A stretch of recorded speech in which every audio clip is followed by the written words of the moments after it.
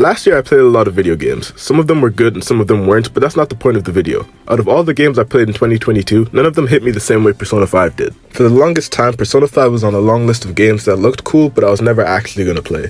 Like, I always thought the Persona art style was cool, and I was like, oh look, there's a talking cat, like, oh look, there's a woman in a red spandex suit, you know, like, all these things to me were appealing, you know what I'm saying? But I just never actually played the game. I have a bad habit of being a fan of a game and liking it without ever playing it just because of its art style. Examples of this would be gaming franchises like Jet Set Radio, Guilty Gear, Shin Megami Tensei, and by association the Persona franchise as well. I hadn't played a game from any of these franchises ever, and since my addiction to Final Fantasy XIV had just started at the time, it seemed like it would stay that way for a while.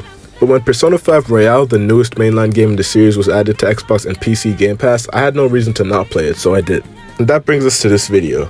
Alright, so my opinion of Persona 5 is affected a lot by the fact that I'm a teenager who's almost done with secondary school, or I guess high school for the non-Europeans watching, and like me being in this specific stage of my life changed my experience with the game.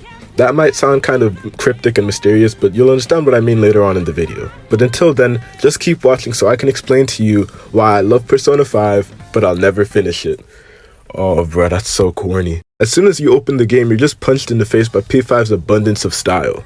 Just moving from option to option on the menu screen is visually satisfying. The fully read outlines of the main characters, the grayed out crowd in the background, the dynamic camera angles, the bombastically beautiful text. This is something I'm going to be bringing up over and over again, but the text in this game is just so nice to look at, bro. Like, I wish that Microsoft Word had Persona 5 text as a font so I could have wrote this script in that font, bro.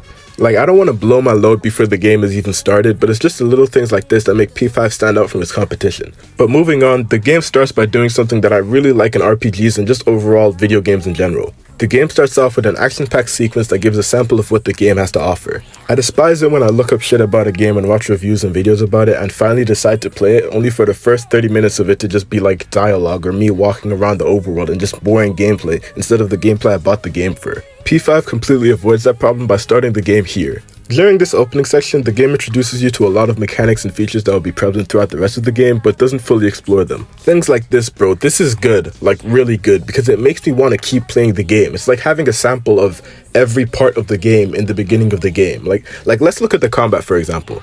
During the first combat encounter, it lets you do whatever you want and lets you explore the combat HUD, which is unlike any RPG I've ever played. It lets you choose what you want to do and gives you a small taste of the combat. Not enough to truly understand it, but enough for you to see if you like the combat, and I did, so I kept playing. That short encounter left me with a lot of questions, and more importantly, it left me wanting a lot more. But forget about the combat for now, it's not really the main focus of the video. Anyway, some of you guys may be asking a very important question based off what you're seeing in the background of this video. What the fuck is happening during the opening sequence? I mean, the answer is pretty simple, bro. It's a heist. I mean, it's a failed heist to be more specific. The game doesn't tell you what it is you're stealing, but I'm assuming it's pretty important because there are a lot of cops outside. Like a lot, like too many for you to escape, so they catch you and inform you that someone sold you out. The game fast forwards to you being in prison and the interrogator is beating your ass badly. He's beating you up because you're refusing to switch on the homies, which is ironic because you're currently getting your ass kicked because someone snitched on you. The interrogation scene in the jail cell is a big contrast to the heist. I mean, just look at the colors and the lighting. You went from the bright, vibrant colors of the casino to the drab, grey, dimly lit jail cell. Even the way the cutscenes are angled during the scene does a good job of setting the mood. The camera's pointing up towards the interrogators, showing how they're in control of the situation, how they have more power than you. Anyway, after you choose the difficulty and create your name, this lady starts interrogating you instead of those delinquents that were beating the dog shit out of you. She asks you to start from the beginning, which brings you back to how everything started. And that's how the game is going to be for now. Everything that happens is you answering this lady's questions. It's a somewhat cliche way of storytelling, but it's a good one nonetheless, and it works well in P5. Anyway, this isn't a story breakdown of Persona 5, this was just to show you some of P5's excellence, and I feel like the easiest way to do that is by talking about the opening sequence, which is very linear and planned out unlike the rest of the game. It kinda reminded me of the opening to Final Fantasy XV, but it gave us a lot more things to be interested in and to be curious about. And this relates to the characters in the game. Okay, no it doesn't, but I really did not know how to transition between those two topics. P5's characters are a very important part of my love for the game, even more so than the actual story. I mean, some of the characters directly affect the gameplay because they can join your party, but your relationship with the characters also affects the gameplay by way of the tarot cards, but that's still not even what I'm talking about.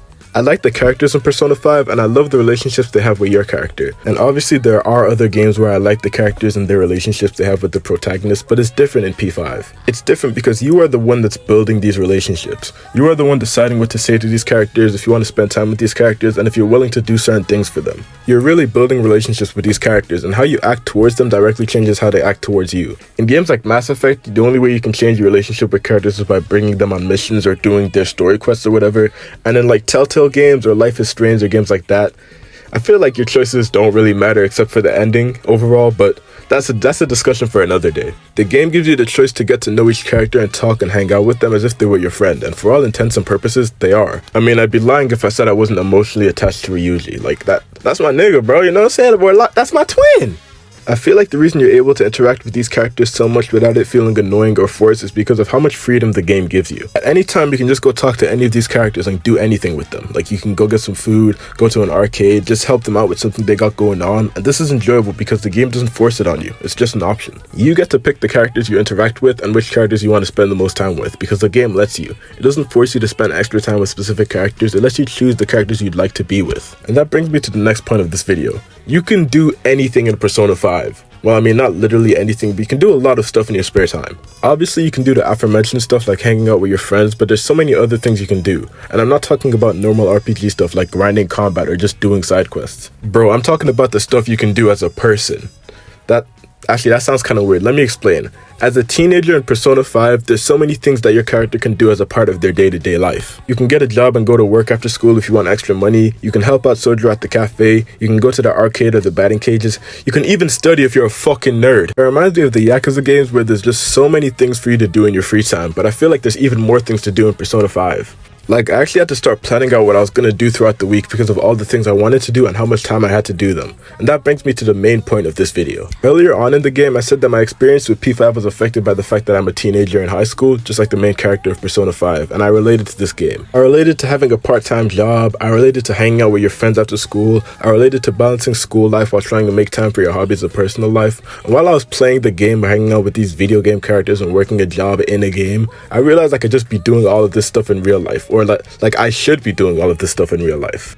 Why am I here living a life in a video game that's so similar to my real life? I mean, obviously I don't fucking fight dream demons, but you get the point, bro. Like, I'm trying to escape this shit, bro, but being in this game just makes me think about all the fucking homework I have to do. Like, honestly, bro, my character in the game was doing better in school than I was, and that's all it really came down to. Instead of building relationships with characters in the game and learning these skills and shit, how about I just go outside and do it in real life? It might sound kind of stupid, and I mean, when you apply that logic to other games, it is really stupid, but you just have to you don't understand it, bro. Like, I'd be up late night playing P5, meanwhile I got a math test the next day, and it just made me feel stupid studying in the game and not in real life. And like, yeah, I suppose if I wasn't an idiot, I could just balance out all my real life stuff and still have time to play P5. But I don't want to. Don't get me wrong, I still love the game, but right now I just can't play without feeling like I'm wasting my time. I love the Persona games, and I'm probably going to start making my way through the Shin Megami Tensei games soon, but Persona 5 is going to have to wait. And yeah, that's it. I guess that's why I love Persona 5, but I'm never going to finish it. Oh, that's so fucking corny. Yeah, it's your boy Hugo Young, new video after a week, and I think it's pretty good. Right now, I need to take a devious shit.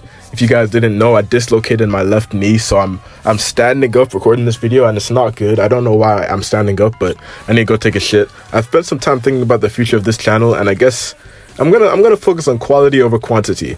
You know what I'm saying? I've settled. One take, gang.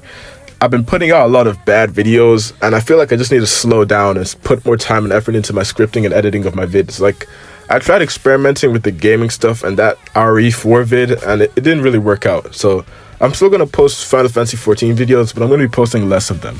Also, that Genshin Impact video is still age restricted because I was saying some crazy stuff, but like, without that shit, the video's not as good, so I'm just not going to post it. What else? I was thinking of making a second channel for all the gaming videos, like just me playing gameplay or me reacting to stuff, but I feel like once I start streaming properly on YouTube, I'm just going to make a clip channel, or like a channel for the streams. So maybe I'll do something with that. I don't know. That's all, but fuck. Okay, that's all from me, as always. My name's Hugo Young, and I'll see you guys next time. Peace.